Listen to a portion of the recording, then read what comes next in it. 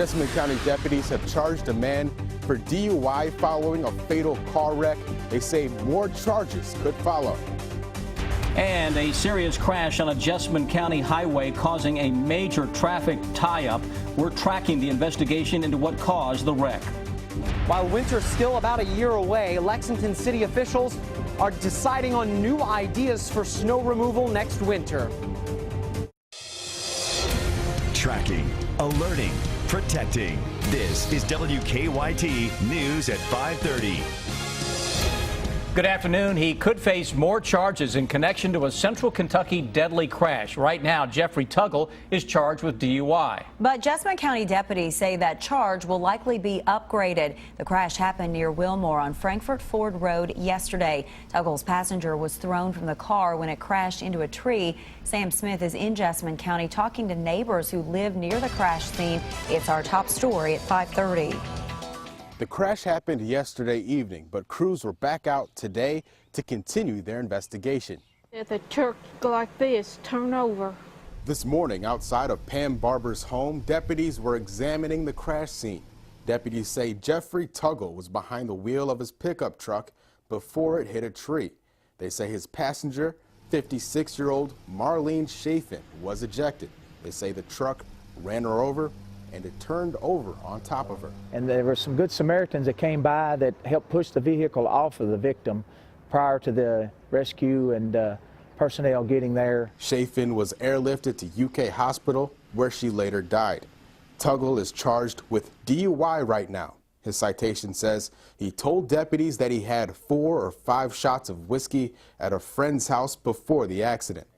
He's charged at this point with DUI. This case is still under investigation, and we expect additional charges later. What those charges will be have yet to be determined. Let's pray for all the families, for her. I reached out to Tuggle to see if he wanted to talk to us from jail, but he declined. In Jessamine County, Sam Smith, WKYT. This was the first deadly crash the sheriff's office has worked since August of 2013. Right now, police are on the scene of a deadly crash on Interstate 75 in Rockcastle County. This is affecting a lot of folks. Police say at least 2 people have been killed in that fiery crash involving 6 commercial vehicles and a car. The crash happened in the southbound lanes at mile marker 71 near the Madison County line. The southbound lanes are closed, and police say it could be that way for hours before it reopens. We're also tracking a situation with a crash in Jessamine County this afternoon that's causing a major traffic mess there for drivers. This crash happened about 3 this afternoon on US 27. Nicholasville police say that a U-Haul truck rear-ended a semi. Officer Don flew over the scene in Sky First. A part of the road is expected to be shut down for hours. Our Jordan Valines is tracking the investigation into what caused the crash.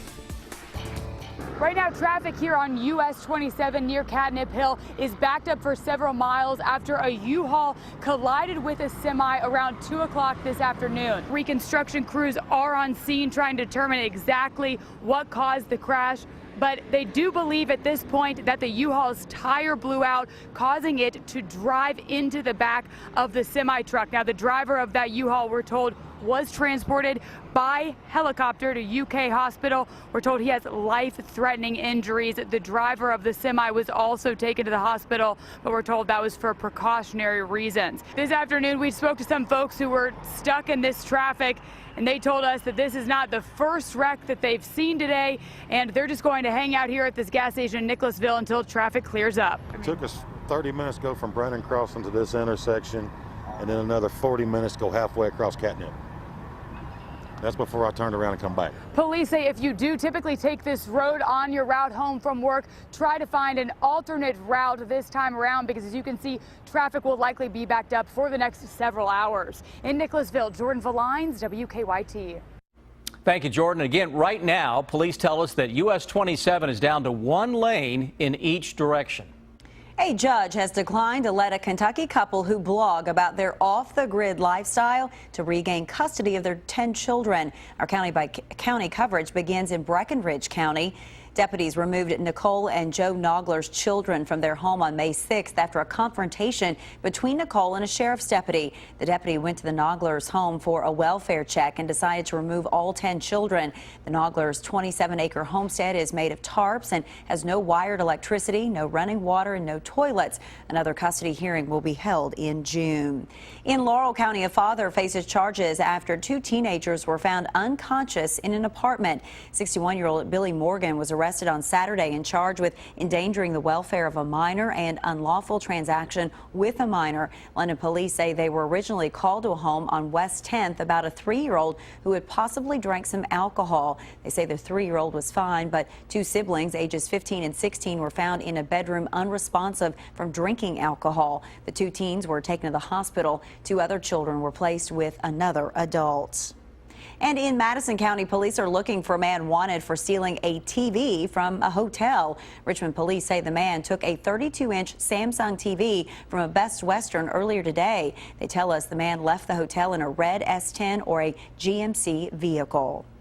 Some relief from that muggy weather we've had about a week ago. Cooler air continuing to move across the bluegrass now, and Chief Meteorologist Chris Bailey's tracking a drop in the temperatures and an early look at a spring, even a fall-like forecast. You know what? Whichever, my man, it certainly is living up to expectations for folks who are just enjoying gorgeous weather. You like the good stuff, folks? This is about as good as it can get out there. Let's look across the sky here in Lexington. We have beautiful blue skies, a little bit of a gusty wind coming at us from the northwest. But again, green meeting blue here into central and eastern Kentucky. That's a good thing this time of year. 75 degrees in Lexington. Humidity is down to 40%. And again, those winds are coming at us from the northwest. So a lot of pleasant conditions out there. Let's check in with one of our weather watchers. Darius Mack up in Georgetown says 74 degrees, comfy and pleasant conditions showing up. We're going to be really focusing on these weather watchers as we roll forward.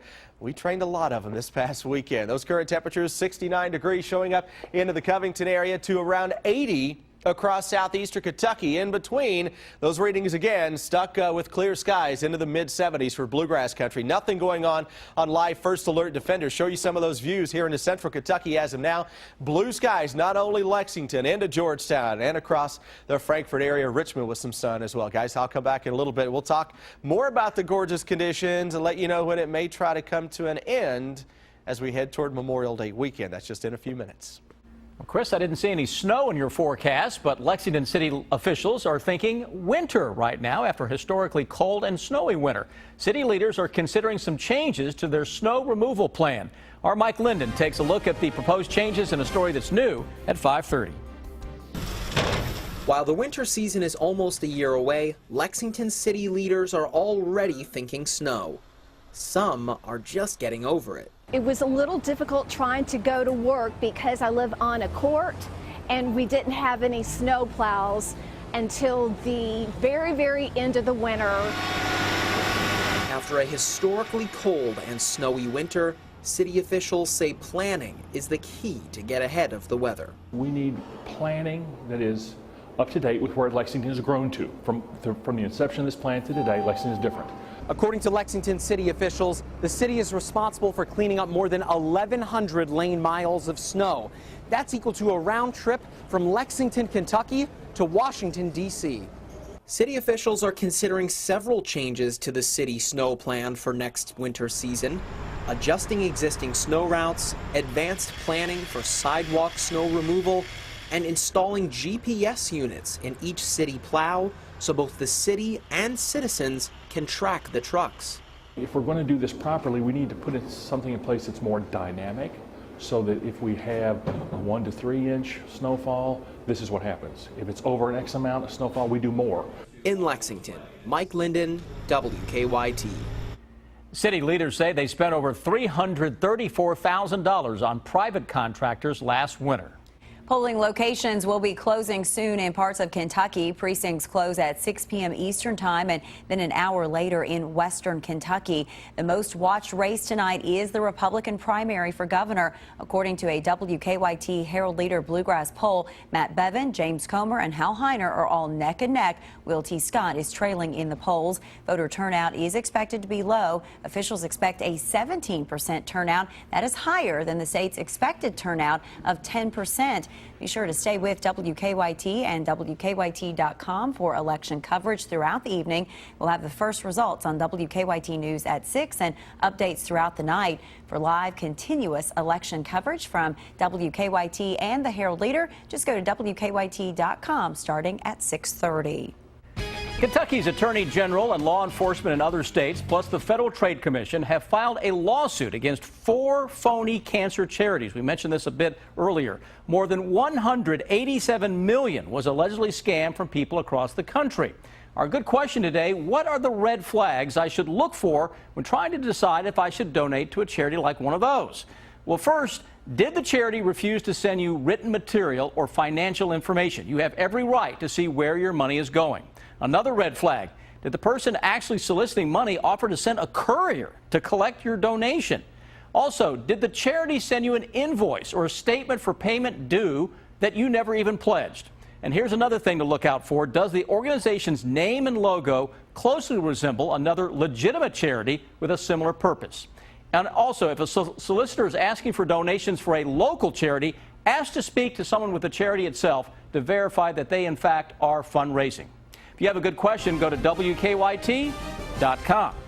All right, Bill, thanks so much. A strange sight for drivers on the interstate today in Fayette County. More than a dozen cows got loose on I-64. Lexington police say the cows broke out of a farm in the area about noon today. The cows were on both sides of the interstate near Haley Road. It took about an hour, but police and officers with animal control were able to put together a makeshift fence to herd the cows in.